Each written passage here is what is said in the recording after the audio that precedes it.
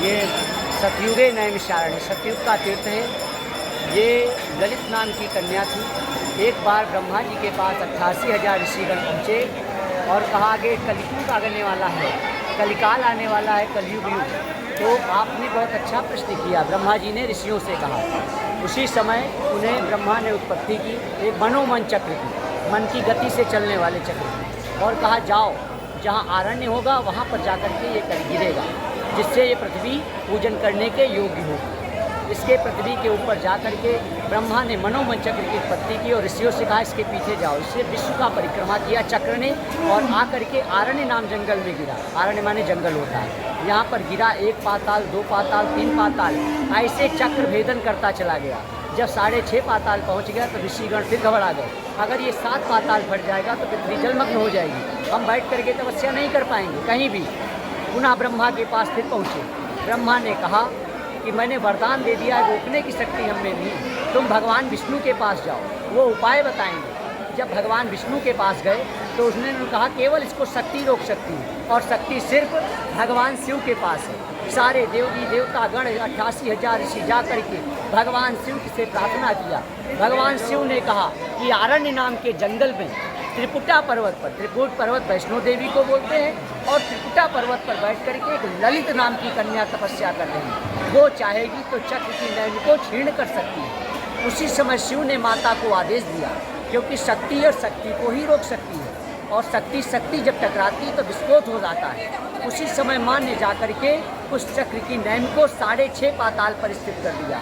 आरण्य माने जंगल, और जब नैमी को स्थित कर दिया तो पूरा नाम इसका पड़ गया नैमिषारण्य, ये नाम पड़ा। फिर उसके बाद जब देखा शक्ति का विस्फोट होने लगा, तब उनको कोई धारण करने वाला नहीं था। माँ इतनी बहुत शक्तिशाली हो गई। जब माँ शक्तिशाली हो गई तो केवल ने शिव ही धारण कर सकते थे। उसी समय कहा, जब देवताओं ने पूर्ण भाव में देखा कि माँ बहुत क्रोध रूप में है, ये शिव ही जान सकते हैं, शिव ने माता को अपने हृदय में धारण कर लिया।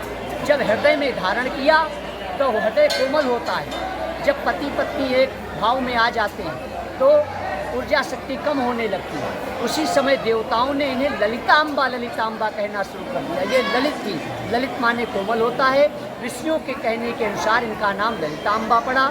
दुर्गा सरस्वती में श्लोक आता है, पर आगे ललिता देवी, हमारे इलाहाबाद में एक ललिता का स्थान है और इनका ललिता नाम देवताओं ने रखा है। तो परागे ललिता देवी नैमिषे लिंग धारणी, ये लिंग धारणी के नाम से जानी जाती है। जिस समय भगवान शिव ने माता को अपनी गोदी में बैठाला तब ऊर्जा शक्ति शांत हुई, तब ब्रह्मांड एकत्रित हुआ। ऋषियों ने यहाँ पर बैठ करके तपस्या की। यहाँ पर लोग आते हैं श्रद्धालुगण, दंडवत करते हुए चक्र से माता तक उनकी मनोकामनाएं पूर्ण होती हैं। ये माँ वैष्णवी हैं। अभी 4 दिन पहले हमारे यहाँ एक मानता थी, उसने जवान काट दी, जवान काट करके माँ पे चढ़ा दी। पर पुराणों में हमारे पहले ये कहा गया है कि ये वैष्णवी है, यहाँ पर कोई खून की बलि नहीं चढ़ती है। यहाँ पर स्वर्णमयी चंद्रमयी आप जवान ला करके चढ़ा सकते हैं, आपकी मनोकामना पूर्ण हो सकती है। उसी समय माता का प्रादुर्भाव होता है।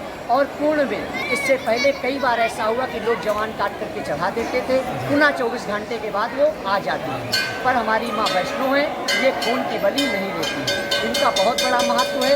यहाँ पर फल और इत्यादि प्रसाद और छत्र पूजा पाठ, दुर्गा सरस्वती का पाठ, ब्राह्मण से कलावा बंधवाना, सत्यनारायण की कथा सुनना, इससे ही पूर्ण फल नैमिषारण्य 4 गुना प्रदान करता है। यहाँ पर आप मन में केवल विचार कर लेते हैं कि हम नैमिषारण्य जाते हैं तो आधे पाप पहले से ही नष्ट हो जाते हैं, क्योंकि आप एक पग चलते हैं तो अश्वमेध यज्ञ करने का फल नैमिषारण्य धरती प्रदान करती है। रामायण में लिख दिया है तुलसीदास जी ने, तीरथ वर नैमिष विख्याता अति पुनीत साधिक सिद्धाता। सिद्धि को प्रदान करने वाला केवल एक ही तीर्थ है, नैमिषारण्य। तीर्थ तमाम होंगे पर तीर्थों का राजा केवल नैमिषारण्य होगा। आप लोग घर में सत्यनारायण की कथा सुनते हैं, उसमें भी पहला श्लोक नैमिषारण्य का आता है। एकदा नैमिषारण्य ऋष्या सोन का दया प्रपंचो मुनियों से संपादन। तो ऐसी कोई धरती नहीं है, जैसा कोई पुराण नहीं है जो नैमिषारण्य का पहला महत्व ना है। सबसे पूर्ण बात यह है कि केवल श्रद्धा भाव से 2 पुष्प जो माता को चढ़ा देता है, माता रानी उसकी समस्त मनोकामनाएं पूर्ण करती है। जय माता। आचार्य शानु द्विवेदी, ललिता देवी मंदिर, नैमिषारण्य।